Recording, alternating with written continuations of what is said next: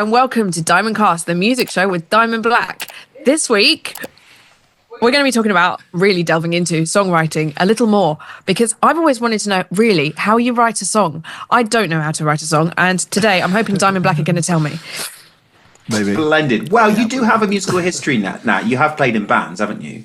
Yeah. Yes, but I play what other people tell me to play rather than actually know how to formulate and structure and create a song. So hopefully at the end of this episode, all of you at home will get a little clearer idea of like how to write songs a la Diamond Black, maybe, potentially. I probably won't, because I bet all three of us have got different answers. I went all blurry then. Wait, I'm back. No, I'm blurring. Okay. Well, it's a combination of the three, isn't it, that actually that creates the magic of Diamond Black. So it'd be really interesting to see what you guys think. So I want to. We haven't done any hello or how are you. We're just going to go straight in. Oh, well, do you want me to tell you about my juicer? Come on. Straight to business. Okay. Well, sorry. Does anyone have any news since last week that they really, really want to tell everyone? What? Well, I made Natalie ask me because I wanted to brag that I bought a new juicer. Juicer? A juicer, you say? Juicer? Some juicy information right there. So that's why I just spent a load of money on it, so I thought I was quite proud. What prompted this fruity purchase? Oh, a new year, new me. Whatever. I'm being healthier, so there you go. Very good, very good. And bad boy up. Well, I haven't done anything yet. So I'm going to do it after recording this. Oh, nice. Got a recipe book. Oh, fucking. I know. Sorry, I went blurry. You got a whole recipe book for what, like smoothies and stuff? Yeah, man. I'll give it a go. Nice. What juice are you looking forward to the most? Well, I'll look at a recipe for apple and jalapeno and like some. I can't remember what other things are in it. But like that's a spicy pretty. one. Yeah, that's cool. Like mixing up the spice with the fruit. Yeah. Vincent, you strike me as the kind of person who makes interesting smoothies. I was actually going to say maybe Adam can add a little bit of gin in there, apple and whatever, and then a little bit of gin. No, look, I'm drinking alcohol. A little bit of alcohol. I'm alcohol free, so. Oh, he's on the zeros. Very good, very good. The super. We're all on the zeros. Super hands diet. When he goes on the juice, he goes on the juicer thing. No, because you know what happens to him afterwards, don't you? Oh yeah, because he just loses it. They're like wheatgrass shots and everything, and then they just lose it because it's just too much. Wheatgrass shots are actually awesome. There's I used to go and get the wheatgrass shot from the market stall in Borough Market whenever I went past it, and it's quite potent, and so after you have it, you feel really like happy and excited. Nice. Maybe it's just me. Like it's really good. That's nice as well. Well, FYI, people at home, we are discussing or referring to the British comedy show Peep Show, which I believe aired from roughly 2005 to 2015. And it's one of our go-to reference points. So there's lots of references to that if you're in this. So yeah, Super Hands is literally me. He's brilliant. Or rather, I'm literally him. That's my friend. Yeah. You turned into him. Yeah. As time went on. So Peep Show is brilliant, and if we ever refer to Peep Show or do any more Peep Show bits, I think we should definitely I could add dedicate a segment to it. Definitely, yeah, absolutely. Anyway, sorry, that's enough of a detour.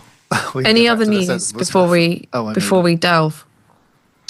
I'm not going to top juice talk, are you? You're not. You're not. Okay. No, so crack on. Oh, I mean, don't say apart crack from the recording. Oh, your day! That's the Peep Show quote, so there you go. Sorry. I've been doing recording some bass, but, you know. Ooh. Yeah. Oh, Yeah. Wait a minute. Yeah. Wait a minute. Oh, I want to hear that. Yeah, I know. What, have you been recording some bass? Yeah, I've been recording bass. It's been wicked. I've got like 3 songs down so far. Sick, I've been playing all that stuff, yeah. Nice. Wicked. I haven't edited them yet, though. That's why I haven't sent them over. But I've done other recordings. Nice. How I exciting. do some editing tomorrow. What's your ideal scenario or like environment to record bass in? Because I know you've been working really hard on that. Oh, we were talking last week about getting yourself in a headspace for Ben getting himself in like the right headspace for singing. And I was thinking about myself. I don't need to get so much in the right headspace, but I need to get in the right physical space, which is weird. I have to really like the environment I'm in really affects my like how I don't know. much I enjoyed being creative. So I have to have, like, as you can see from my background, I've got a very nice studio set up, and I have to have everything like tidy and organized and label all my things before I can start. So I've got like I know where everything is. I'm organized physically, and then I can get down to like performance and stuff. It becomes better. So I sort of clear my physical space rather than my head space to get recorded. Well, the two are inextricably linked, Yeah. aren't they? If you look around and everything's in its place, it makes you feel, well, certainly makes me feel calmer and more like I'm in control of my environment. Yeah. What And about it's you, quite Vinny? creative as well. You know, it's like a Yeah, because Well, for me, yeah, like Vinny, what's your... having a deadline kind of forced me to fucking get in my right headspace. Man, I think you live in that room that you're in, though, so it's easy. Yeah, It was moving a second ago. He's on a I ship. fixed it. I think it was the center stage option in Zoom. Oh, it follows you around. Yeah, so fix it. That's quite cool.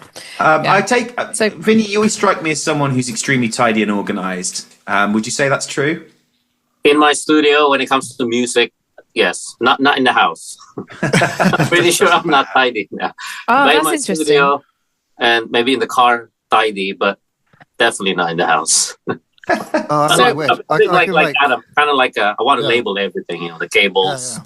Oh, I've I want got to a make sure really they're all nice. tidy. Do you have a label machine? I've got a really nice Dymo tape. label. No, I just labeled them.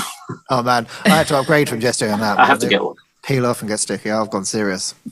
What's yours? What have you gone? Have you gone serious, Adam? What's yours? Your labelling. Ah, I need to get one of those. Don't fuck about.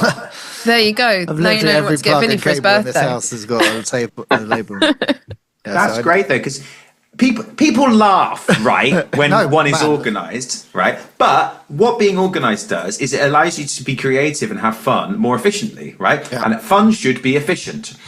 Yeah. But yeah, it means it's you can right. just get straight on with the thing you want to do rather than spending half an hour trying to find the right cable or set up the session again because you never made a template or whatever it is. It's it just allows you to get, while you have that energy and that focus to be creative, it allows you to get straight into it. A lot of my time is spent doing things that future Adam will appreciate. So I set up Yes. projects really anally and like label all my stuff and like label all my cables and stuff. But then I know that I'll be annoyed if I don't do it, and it also saves me in the future. So Yeah. like I'm my own mentor, I'm my own helper. Good. Are you someone who, as long as everything visually is clear, it doesn't matter if you just chuck loads of things in drawers and slam them closed, or do you like the interior of the drawers to be tidy too? No, I've been labeling my drawers today as well. That's not a euphemism. No, it's underwear. CNA. I think if you could have the drawers like partitioned and everything with all the bits Oh, got in the right organisers, yeah. place, you would probably, wouldn't you? Oh yeah, definitely. Yeah. Anyway, cool. So yeah, that's what I've been doing this week, getting the bass stuff ready for the album. Superb progress. Excellent. And getting to go Nice. along with Vinny's very, very, very, very awesome drums Yeah, as man, well, they're which wicked. must have been good fun Oh, it makes it much easier if I can sink it in. because they're so powerful and interesting. Oh yeah, letting the fills like breathe and stuff. It's really fun. Yeah, Sounds so banging. cool. Exciting. Cool. Getting there. Oh, it sounds good. Okay, cool. This provides a bit of a nice segue into talking about kind of how you go about the process as well, doesn't it? So, having learned about the process that you've been through in the last few weeks, you mentioned already that you are creating this remotely, so separated, and then bringing them together. So you're writing parts for each other to then add your own musical parts too. So, do you find that you need to know the kind of theme or what the song is about to write your parts? Or do you generally just write the music and then kind of figure it out afterwards? Well, it's a good question for Adam and Vinny, because I guess I've sort of been more behind the song's meaning, and then you guys have been behind the then making that fit musically. How important is it to you guys to sort of have a vibe of what the song is about when you're putting your parts down? And obviously we go back and forth with our lyric ideas. Like I'm like, hey, well, this sounds wicked. What about this? But mainly it's all about the rhythmic sign. When I'm writing my own music, I've got a different techniques for different songs. Sometimes I just got a book of like loads of really good one-liners and I put them in a hat and then drag them out, a bit like David Bowie did. Nice. Or sometimes I will just write a whole song and then think of think of a topic for it afterwards. It's very different depending on each song. Vinny, do you find that with these particular 10 songs, it's been important to you to know what the song is about, or do you just kind of get the feel of it through everything? That was what I was saying. Yeah. You channel that emotion into your playing. Yeah, I think when I listen to the songs, I kind of have an idea what the song is about. Even if I don't really know exactly what it's about, but when I listen to the song, okay, this is a heavy song, this is a little bit of ballad, or even if it's like a mix of both. So just by listening to the songs, each song, so I get an idea what's it about, and I'm pretty confident as well that when I write drum parts, I know that it's gonna fit the song. Maybe it's down to experience as well, because I've done I've recorded many songs in the past, and just have an idea how. You normally give us a guide vocal as well, Ben. So we've got a sort of idea of like the direction of what the subject matter will be, even if it's like not finished lyrics. So. Knowing the lyrics helps. You don't know the lyrics, never. Exactly. It's only just started listening to them. But good example is, the final, the 10th song that we recorded, that we worked on, there's that end section that got extended. And because of the style of the vocal delivery, I felt that then, Vinny, you put all this double kick in because you felt like it was a heavier, more kind of sort of gravitas part of the song. That end section where you put all the double kick in and you go to the China and stuff. I feel like because you could hear the vocal delivery, you knew that was suitable for that part. So it's been quite cool that we are able to piece the songs together in a way that we're able to hear the vibe, even though it isn't the final vocal. You know what the kind of vibe is. Yeah, and also communication as well. I remember there's a few songs where you actually told me, okay, I want like the cult feel in this, pre-chorus, and then something heavier on the other song. So communication as well between us helps a lot. Yeah, I guess there's a question for you, Ben. What do you normally think of music first or lyrics first, or how do you come? I tend to think of subject matter, then the music that goes with the subject matter, the lyrics that then come sort of just fit the subject matter, but they aren't the final ones, and then I'll fine-tune the lyrics. So whenever I write a piece of music, I know what it's generally about, and that informs the music and the feeling and the rough words to begin with. So picking like a topic or a subject matter, and then obviously that helps with lyric generation. Yes. You know what the song's going to be about, and then you can sort of write lyrics to fit. Yeah, and it also fits, then the music fits as well, because this sort of music fits this sort of subject. There's Desmond Child, the guy who wrote Alice Cooper's Poison, Living on a Prayer. He had an approach where he'd come up with a title before anything else, and that's the final title, which was really cool, because it's like, he then, say Living on a Prayer, he had that title, and it's kind of and then he wrote the music from that title. So every step of the way, everything he did was, does that fit with the title Living on a Prayer? Yes or no? Which is a really good way of writing, because it's so succinct. Whereas often for a lot of bands and a lot of artists, the title kind of comes at the end. So there's one band or artist, we realise that all of their song titles are just like colloquial phrases, and then off the deep end and stuff like that. But I can't remember what they were. I'll have to try. Are they long titles? Yeah, like 3 or 4 words, something like that. Right. I don't know. Well, this is it's a very kind of classic rock thing to do, with things like off the deep end and once bitten, twice shy. So I had this idea to write a song. Yeah, which is quite a cool way of doing it. But I've had this idea for ages that what if you just use all the kind of really lame phrases that people use, like 2 shakes of a lamb's tail and pull your socks up, like proper like British stuff. Sounds like a Britpop band. Pull your socks up. That would be a good one. But then it starts to sound like kind of like 1940s tunes, like musical or something. Yeah, like Just the Ticket. And I've got a whole list of them. But one day I'd like to pick 10 and make this album, but it will still be in a heavy rock style. So the comic juxtaposition of it being like rock metal, but with the titles Keen as Mustard. Like Rockney. Rockney. Rockney. Are you going to do a Rockney spin-off? That'd be amazing. Exactly. You've made a right pig's ear out of that. Nice. So, how do you decide what to write about? I guess it's whatever is happening to you at the time. Write what you know. And that's what a lot of authors do, isn't it? They write about something that happened to them or something they experience.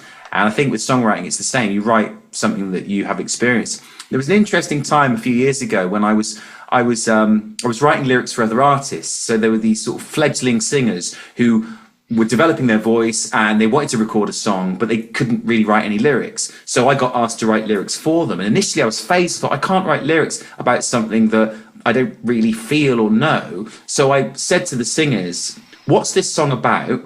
And what do you want people to think and feel when they hear it? What do you want to feel when you sing it? And they tell me, and then I think, okay, when have I felt those emotions? And then I'd go within my own story and then I'd write what I knew about those emotions and those experiences. So that helped me to do it. Adam, Vinny, same to you. The question is like, how do you decide what to write about? And I guess that's whatever means something to you and you want to convey. Yeah, it's quite hard. Wonder what would it be like to be asked to write a song for something like the theme tune to an 80s cartoon? Well, that'd be if you were DuckTales. given a brief and like, hey, we need that'd be easier because then you've got it for you. Come in now, And you can research it, I guess. Brief, it's the hard thing, yeah. DuckTales, yeah, wicked. Right, That must be so fun, wouldn't it? Hey, so we've got a cartoon which is about this millionaire duck, okay, and he lives in the sea. Yeah. Like, wow, let me at it. I'm going. This is great. It'll be a wicked project if you were like, okay, you've got an hour. Here's a concept, and go away, and then like send it out to like 5 or 6 different people and see what they come back with. Yeah, songwriting exercises are absolutely fascinating, particularly if you're someone who mostly writes in the same sphere. I once did this songwriting workshop where it was brilliant.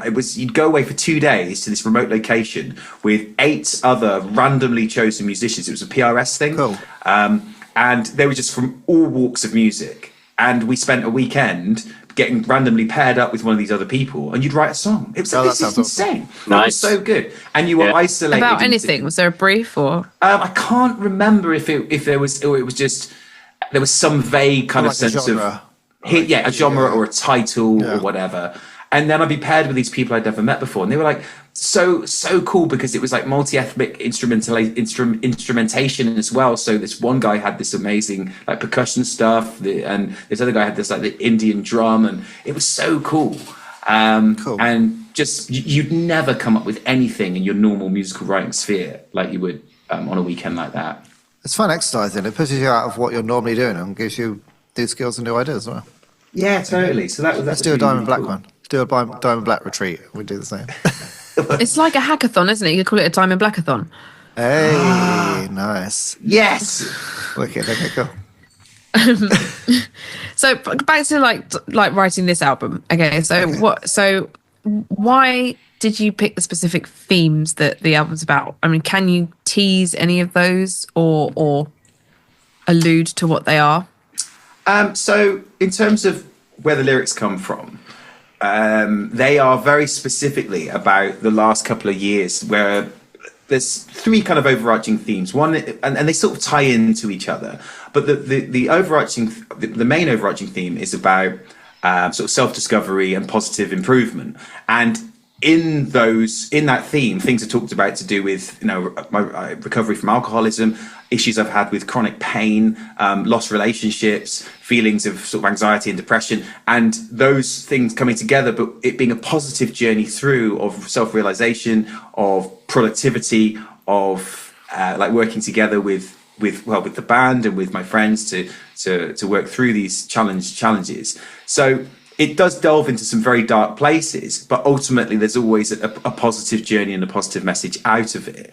And even there are a couple of songs where it does discuss issues of like lost relationships, and there isn't necessarily an obvious positive theme. It's about the catharsis of talking about these things and the process of doing that. So the album lyrically feels very here and now. It feels very much this time, this place, these people, more so I think than any projects I've been involved in the past, where sometimes songs have been pieced together over a number of years, whereas this material, although it's sort of written about the last 3 years, was written in the last sort of 6-7 months. And it's a very sort of direct and immediate feel and cohesion to the 10 songs, because they're all from the same sort of temporal palette, I suppose, of this time, this place, these people. And how does it differ from the songs that are currently out that people know and love? I think those previous songs were more like a dark place and that's it. And I got a really good critique. Apart from Through the Misery, I guess. Yeah, apart from Through the Misery. But that sort of came, I suppose, in the sort of the later batch of songs. But that was sort of the first time we'd really done that. And that led us into where we are now. I think that was the kind of it's like the blueprint for for then where everything else you was actually going. went through the misery. You did exactly what the song says.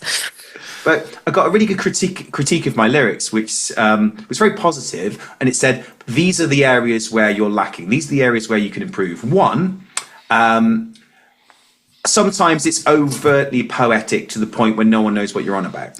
Okay, so try putting in a few more concrete images, sort of places and objects, so people can get a handhold on the story, and then you've got this other sort of poetic writing around it. And I never thought of that. Secondly, story arc. For a lot of my lyrics, where we are in the first part of the song is the same place as we are in the last part of the song. Try and develop it so there's some kind of progression, there's a story, just like you would with a movie.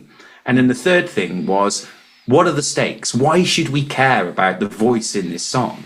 And these are ways I've never thought about songwriting before, that it is kind of like a movie, and you want to, like with a movie, you can have all these great shots and wow, isn't it impressive that you use this camera angle and all this and that, but unless there's why do we care? Why do we like this character? I need to see a scene where there's some people arguing because then I understand that. I think that's the important thing. So trying to take something which was maybe previously very art house and a bit self-indulgent, and then bring it more to a place where people can go, I get this is cool, and I like that it's presented in a slightly lyrical and interesting way. Nice. And then the album overarching is a journey as well, and it's a progression. From start to finish, is it? And it'll be interesting to see that once we've got all the songs, we decide what order they go in and how that affects this story. Yeah. As well as the fact that there will be an element whereby I think, will be led slightly by, well, you can't put those two songs next to each other because musically they're the same sort of speed or the same key or whatever. But it'd be really interesting, that conversation, when we lie out the 10 songs and go, right, what order do they go in? So that's part of the process as well. Is like, so once the songs are finished, then you're going to put them all next to each other and then listen to them in different orders to find out which is the best storyline. Is that what you're saying? Yeah, I think so. And so Vincent, musically and narratively, I guess. Yeah, exactly. There seems to be, from where we are now, for me, there are songs that feel like the start of the album, some songs that feel like the end, in terms of what the message is, and in terms of the music as well. Sometimes a song just feels like this is the first song, and others feel like this is the last song. This is the kind of the epilogue. Vincent, when you listen to albums, do you get a sense of that songs tend to be in a certain order? Like, you've listened to music your whole life, rock music. Do you find that there are certain ways that rock bands tend to always open albums and close albums, and from bands that you... Yeah, I noticed with the albums that I like, at least 70% of them start with drums. I don't know why.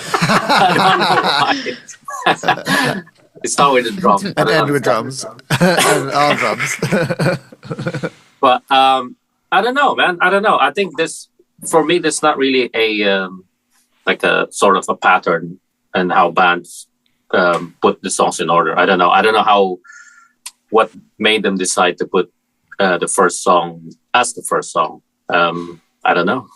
Well, maybe it sounds like an intro to an album, you know. Well, we've got a song with a drum intro, so who knows? Yeah, I was thinking that. Yeah, I didn't want to be honest, I didn't want to say it. Hint. Okay, you said it, so that's fine. I didn't want to say it. It would be extremely cool. It depends on the album as well, because quite a lot of the ones we like are like concept albums. So if it's a concept album, then there is a narrative. There's a reason why they're picked for that order, because it's a part of the story. Yeah, it literally is the lyrics are the story. Exactly. Whereas with us, it's more the themes. A balance between the two. Yeah, you want something that's sonically sounds really rocking and good, and also Yeah, I mean, I would Narrative, say that from what we've got so far, my instinct is that the album should open and close with two songs that strong. Yeah, it should open and close with two songs that really strongly get across that sense of self-empowerment and realization and like the positive journey. That's how I'm feeling at the moment, but we'll see. Yeah, cool. We'll see. Yeah, exactly.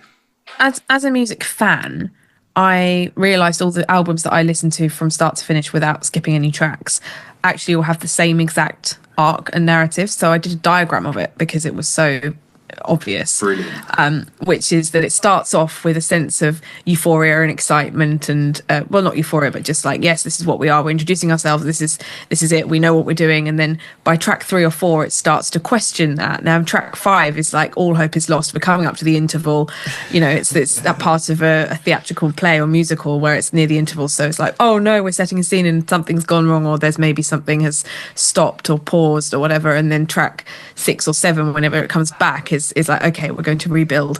And then tracks sort of all the way to 7 and 8 starts to be like, yes, there's a big sort of crescent, like it builds up to something that is a false ending, if you like, and then you've got like an encore where you've got the end where something has righted itself from the initial problem that was posed in the first 3 songs, and then the end is like a reflective song where it kind of makes you feel a sense of euphoria that we've gone through this journey together, but now we are here.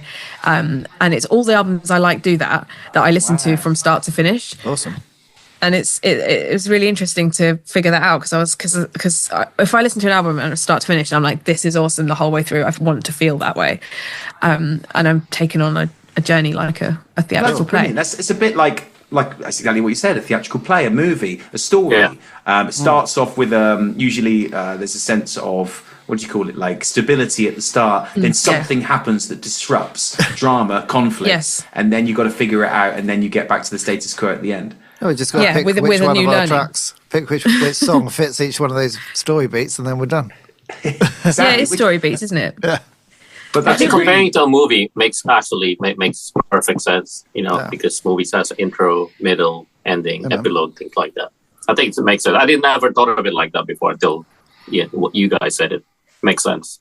Cool. Yeah, Natalie should have answered first. It saved us. That's really well, good. no, I just thought about it when we were talking, and I remember thinking about this diagram that I drew because I needed to explain what I was thinking. Why do all these albums sound like? What is it about it? And I had to put the story beats into like a visual format, otherwise I can't understand it. So brilliant. But yeah. Anyway, so where do you get your inspiration from? In terms, well, that's another great question. Sometimes we've had inspiration can come at really odd times. Often, if you're just walking down the road and you start to get like a musical idea.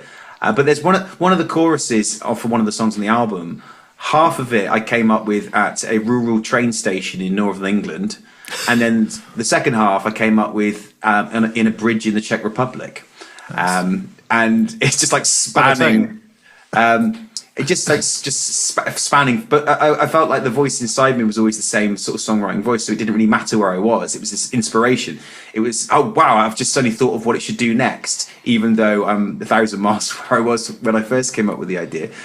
So it's not a physical place. No, it's often just be. It could be anywhere, but sometimes things like being active can, like, say for example, I've thought of ideas on the treadmill because I guess the endorphins or whatever's happening, the blood flow just makes you feel more energized and gives you more ideas. So that I find that it's not so much the place; it's just my energy level is probably what can prompt an idea. Interesting. Well, I was saying earlier, actually, I have a question because now we're in this topic. I have a question that I've always wanted to ask a songwriter. So, Ben, when you write, like, say, for example, a music, not the lyrics, but the actual chords, is it connected to how you're feeling? Or, I mean, do you have to be sad to write a sad chord? Or you have to be angry to write a really powerful riff? I think I will often think of the chord sequence before I've even picked the guitar up. So and I think that can be, certainly works for me better to think of music before I actually play it, because then I'm not sort of bound by the instrument in any way or locked into old patterns that I would use. In fact, there's a guitar, one of the guitar solos, of the very few guitar solos on this album, I just looped the music and I just sang into the microphone what I thought the guitar solo should be.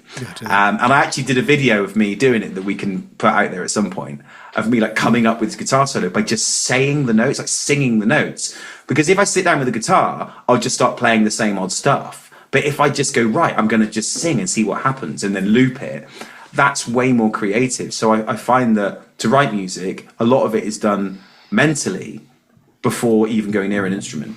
I've got like a folder of just loads of voice notes on my phone where I've just had an idea in the middle of the night or whenever, and it's like or whatever, but something better than that. But like, and then you go and translate it later. So yes, writing in your head a lot. Well, the reason I ask is because sometimes, you know, when I listen to a guitar solo or guitar melody, it's just so emotional. And I was thinking, how did this guy write that? What was he feeling when he? Because it affects me when I listen to this solo. Oh my God, this is an amazing, very emotional solo. So I was curious how you guys write those kinds of things. If I was to be doing that, I would be listening to the piece of music, which would be an emotional backing piece of music, and I would then just sing the solo that I felt really emotionally charged by, the notes that felt, and then, as Adam said, figure out how to do it later. But I think, like, say, for example, I was asked to write a song now about how tough you are, Vinny, and how you're like some amazing badass gangster, right? And it's like an 80s video, so you've got like leather gloves on with studs and stuff, and like a leather jacket, maybe a red leather jacket. I would think, okay, what would the music be like for that? I've already got the tempo in my head, so it's like da da da. It's that speed, right? And then the notes are kind of like da da da da da da da da da. That's the feel. I can feel it before I've even put the guitar, and it'd be like Vinny's tough, da da da da da, tough enough. So it's just like that creativity. Tough enough. I like that one. Is anyone else imagining like this is a cartoon, like the intro to a cartoon? Because I totally am. Vinny's tough. I can't wait to see it. But yeah, that's a lot of how I'll come up with ideas, is just that almost storytelling aspect in my head first, and then what does this story sound like? So that's, I find, a much better way for me than actually sitting down with an instrument first. Nice. Yeah, you don't have to be happy to write a happy song or sad to write a sad song. You just have to know what you want the listener to feel, I guess. That's right, yeah, absolutely. You want them to feel. Or you can be both, whatever. I mean, do you do the same with drums though, Vinny? Like, if you've got a song that requires lots of angry drums, must you be angry to write that drum part, or? Double bass. Yeah, pretty much. Yeah, in a way, yes. You know, like I said, I base my drum parts on the guitars and on the vocals.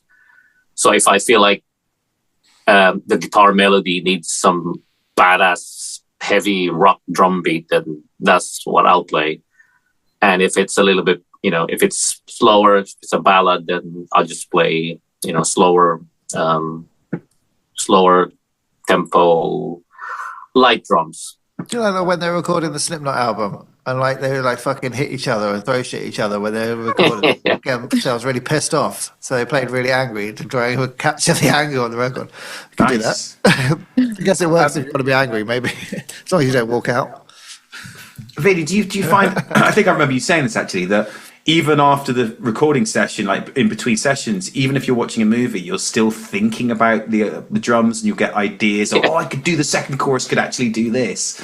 Do you still find that you're always sort of still thinking about it? Yeah. Because sometimes when I watch a movie, I can't really relax, especially when I'm in the middle of a project like this.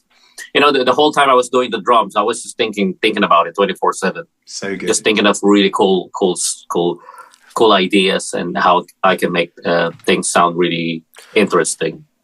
So yeah, when I've done something, okay, maybe I need to change this. Or like I said, listening back helped a lot. So I kind of hear things that I can't hear when I'm actually playing. Well, and you've really done that, because whenever I listen to the drum tracks, there's always at least 3 or 4 moments in the song where I'm like, what the fuck was that? That was amazing. And it's always really imaginative, and I like that you always push yourself to be, this is chorus 3, so something different should happen, and it should go outside the box a bit and be more imaginative, or use like triplets, or it could use some splash or something. I love hearing that, because it just shows how authentic you are about it, because you care so much about it that you'll put so much time into it.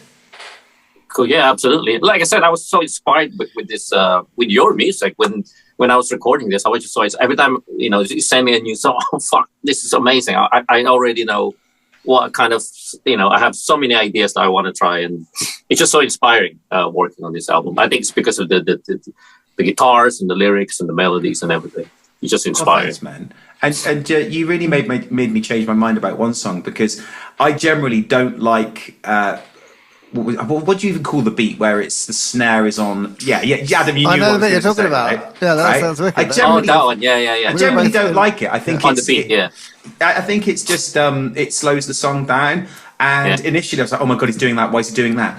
And I love the fact that you said, give it a chance, listen to it, let me try and mix it differently, because I really believe in this. And then I got it, and I understood how it actually worked better, because it made that heavier, and it made the subsequent section really open up, because then we went back to a more standard beat.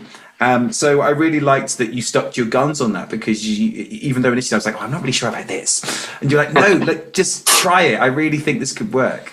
Yeah. I almost forgot about that, but that's it. Yeah. Big drama in the Diamond Black camp, that was, I tell you. Yeah, I was on Vincent's side. I knew you'd come around. So do you think there's like a balance between when you're talking about writing in different moods or for different moods? Do you think there's a balance between writing emotionally and technical skill?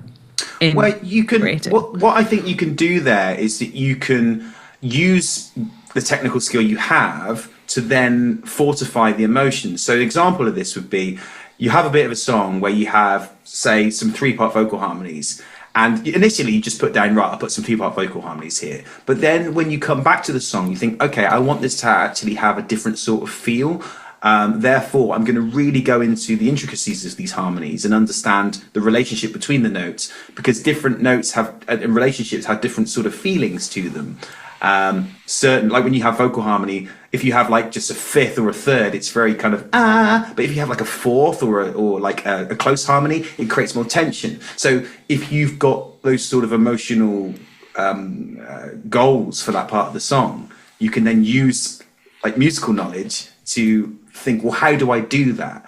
And I guess it's the same with drums. If I said to Vinny, look, make the end of this really heavy, he knows, okay, what do I do to do that? What drums, what parts of the kit, what sort of patterns do I use? He uses technical skill to express something emotional. So that's how you write a guitar part that makes Vinny feel really like emotionally affected, that you were talking about just now, by working out how to create technically that sound that will hit people in the feels. Yeah, and so that comes with a little bit of the actual singing out of it, the emoting it, and then figuring out how it goes on the fretboard. But then once you've done that, you can think, well, about other technical things of what guitar sound should I use, which effects should I use to augment that. Yeah, the timbre.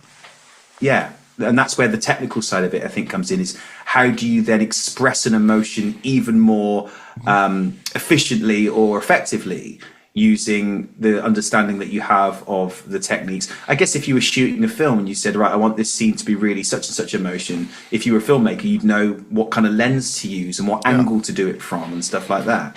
There's like the thousands of micro decisions that go towards the end result, There really are. I mean, with particularly with like lyrics, with everything, but my experience of being that with lyrics is that I just agonize over, should this line start with and or to? Stuff like that. Guitar sounds definitely.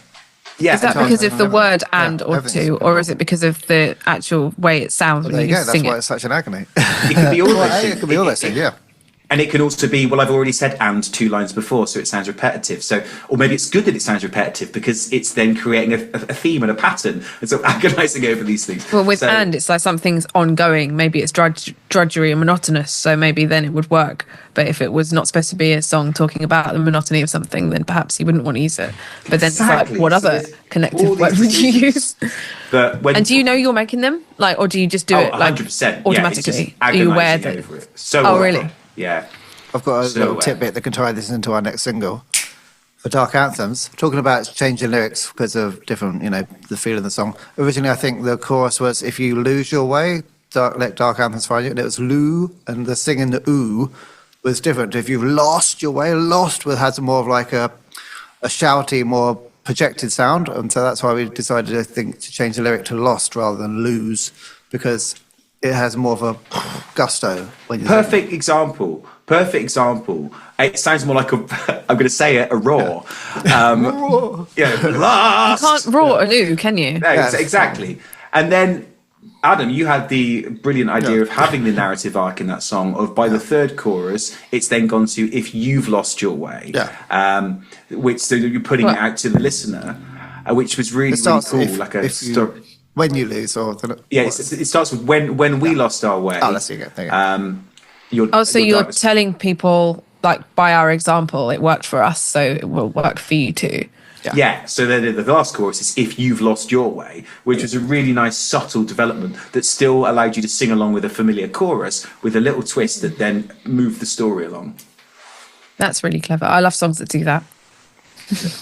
Have you ever written like a sequence of words, Ben, where you had to change them because the melody didn't fit? Or loads of times. So you sit there and you write the lyrics, it looks great in front of you and go, wow, amazing. And then you actually try and sing it, and just the words don't work together. You can't understand it properly because that word you're singing it quite fast. So then you have to make these compromises. So sometimes you can look at the sheet of paper and go, this was better before, but it didn't work as a song. That's the difference between lyrics and poetry. Is with lyrics, what you see on the page is only half of it. It's how it sounds is the other half. Different bands work in different ways. Like I was thinking just when you were answering that, imagine how the Manic Street Preachers work, because Nicky Y writes all the lyrics and James Dean Bradfield writes all the music, and so James is like presented with this lyric, and it's very like it is poetry. And do you write lyrics first then? Yeah. So it doesn't get the music and then fit the lyrics to the music. I feel like Nicky he's probably writes got melody lyrics, ideas, and then the lyrics come, and he has to make the lyrics fit to the melodies. And there's no wiggle room on it. He doesn't go, Nicky, this doesn't work, mate. I don't know what their working thing is, but probably not, because it's pretty like specifically like phrased and worded. So I don't know. Because a lot of their songs are quite wordy as well. So they have known each other since they were 5, though. They're probably really in tune with how each other thinks about things. So they probably do this quite naturally. Like, I think there's something to be said for that, I guess. And that's definitely a band that I was thinking of a lot during the lyric writing process, because for me, like Nicky Y's lyrics and Richie's lyrics are the kind of the go-to of this is awesome, because it's the perfect balance of it's poetic and yet it hits hard and it's got very clear imagery in it and really kind of visceral. Clear message. Yeah, and lots of different messages, maybe sometimes in one song, like images in one song that quite a lot of metaphors, quite a lot of things that you can relate to and also attribute to social commentary and stuff. It's like an art. It's like art. And many times in the songs, you won't necessarily notice that the line is actually very straightforward and not poetic at all. But because there's poetry elsewhere in the song, that simplicity becomes poetic within the context, which is really cool and really interesting. I think sometimes to make a lyric work, if you really like it, you sometimes have to do stuff like, can I have the license here? If, say, it's a lot of syllables, can I actually stretch it out on this? Like start it slightly earlier or stretch it longer? Because, okay, maybe in the verse, we can have those variations where you are able to be a bit more fluid with the melody if you really like the word. The challenge, I think, is on choruses where you've got quite a fixed melody that you want to be memorable. So that's interesting. Yeah, I mean, even having different lyrics for different choruses in one song is a choice on itself. because then you're obviously making it more difficult for people to sing along to and remember. But then if it serves the song and it serves the story, there's like so many decisions that go into making, Yeah, really, very much so. Yeah, and that's a really good point. Like, what's more important that it's easier to sing along to, or that there's a development in the story? Yeah, because you've got to think about commercial. You got to balance things it, as haven't well when you? you write a song, unless you like writing some like weird, experimental stuff. But then depends what you want to be as a songwriter. Don't you want to be a bit of both though? You want to be meaningful, be a commercial success, and appeal to as many people as possible. Yeah, well, I mean, it depends what you want to write music for. If you're just doing it for yourself, then you don't have to. But if you want to be a successful band, then you've got to think about commercial viability at some point. Longevity, people singing it, Yes, and exactly, So yeah, it's lots clubs in years to come. Exactly, which they will be with this album. Absolutely. So, do any of you have a favourite song to play, either out of the ones that are out already, or any of the new ones? You can't say what they are, though, can you? So that's going to be hard. Do you have any favourite song that's existing to play? Well, Excuse me, Vinny and Adam, question for you, I guess, is of the live set 8 songs that we've been doing this year and last year, is there a particular favourite for you, either of you? I've always liked playing The Misery and Dark Anthems. Not so much because of the meaning or what the song is about, but it's got a really good flow and rhythm, and it's just very, very fun to play songs. It's not like I don't enjoy playing others. It's just every song that we have on the set. I really enjoy playing them, but it's just something about The Misery and Dark Anthems. And obviously, Dark Anthems got a lot of drums. Yeah. Good song. So There's something about it, though. What is it about Through the Misery that you like? Because it's relatively, certainly for your skill, it's quite a simple song. Yeah, What exactly. is it you enjoy about it? That's why I like it. The chorus. The chorus is a great chorus, and the really simple tuk, tuk, ta, tuk, tuk, tuk, ta. It just flows really, really well, and I enjoy doing that. I enjoy playing that. How do you feel about playing like a tom pattern, like you do in the verses live? That sort of feel. Yeah, exactly. Yeah, another thing, because it's a completely different rhythm and drums from the other songs. So I guess that makes it even more interesting to play. That's right. What about you, Ads? I was just thinking, I like playing them all differently for different reasons. I like playing Dark Anthems because it's really technically fun and really rhythmic, so it's fun to play. I say my favourite one in the set will probably be Sorrow, because we mix it up quite a lot every night. We have like guest guitar players come on, and like everyone in the crowd's really up for it by that point. It's the finale of the set normally, so it's a really good vibe for that one. And like you don't play guitar normally, Ben. You just sing on a microphone. We get someone else on stage. So it's quite a fun event for that one. That's very euphoric. So I quite enjoy doing that one live. In terms of like what part of the set I like the most. I can agree with that. Yeah. What about you, Ben? Again, I've always enjoyed Sorrow, because getting that freedom to get out from behind the guitar and just really connect with the audience and just focus on the singing is something that I was a bit too nervous to do in the past. But with this band, I felt sort of supported and encouraged to have that confidence. So I've always enjoyed that the most, and it just gives me the freedom to move around and, I said, like interact with people a lot more. Whereas with the guitar, there's a certain amount of limitation that I know a lot of people really like having the guitar, because it sort of acts as a sort of safety, sort of something to sort of hide behind maybe, or something they're used to doing. But guitar and singing at the same time, you're sort of rooted to the position, or to the spot rather as well. You've got to stand there, and also I've never felt 100%. Unless you get a headphone, unless you get one of these. I was going to say, why don't you see more guitarists with a headset on? Like, you look stupid. Do you look? But you could walk around. Is that not a thing? I mean, the Backstreet Boys used to wear them, didn't they?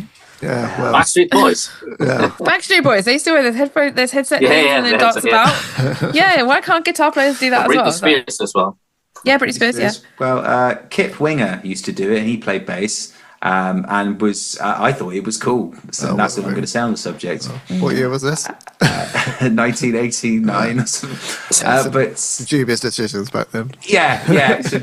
So I think the idea is that there's a certain amount of like integrity about having the microphone there, and the iconography, I guess, of the mic is more about rock bands, whereas the headset is more pop or even some sort of TED talk. But they don't. Even the pop bands don't seem to do the headset and an instrument at the same time. It's they do a headset and dance and stuff. Yeah, which I guess then it justifies it because they can't make sense. But we can't dance. Yeah, just see rock bands doing it anymore.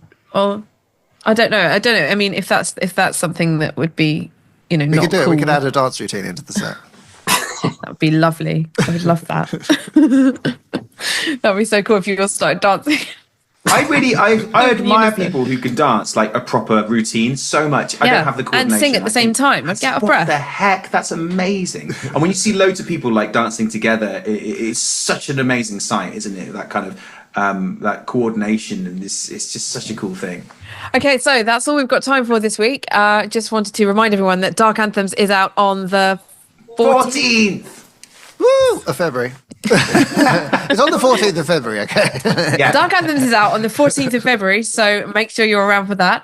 Also, we're still on Discord, and we have a community there of everyone who chats on here and wants to meet all of you.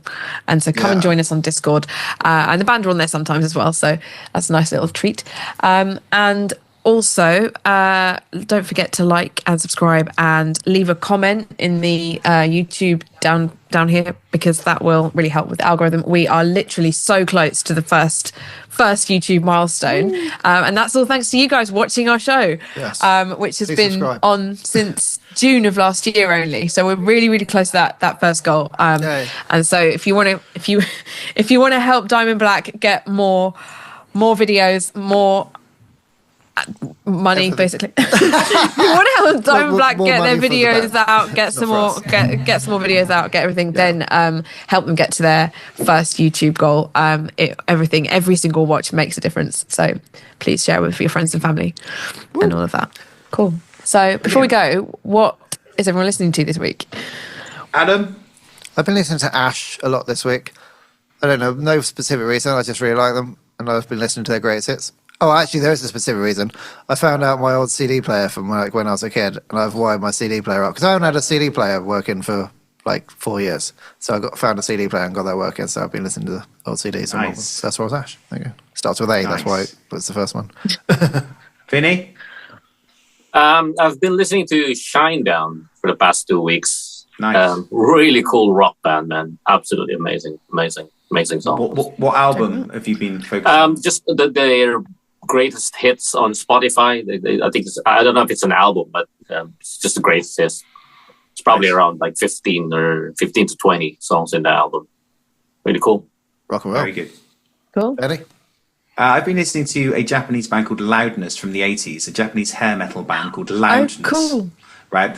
And the reason for this is that I had to do a lot of admin last week, and I have certain admin go-to bands that just put me in the headspace. And for some reason, Loudness has become my admin band. So I just stuck on that, and it got me right in the zone of admin, love it, spreadsheets, go. Is it like pumping? Yeah, it is. Is it like Tough Vinny? Or Vinny's Tough, that song. Yeah, very much. Tough yeah, enough. Yeah. Nice. I like Loudness. Loudness are awesome. Yeah. Wicked. Okay. Brilliant. Cool. Thank you very much, everyone. Thank you. See you next week. Bye.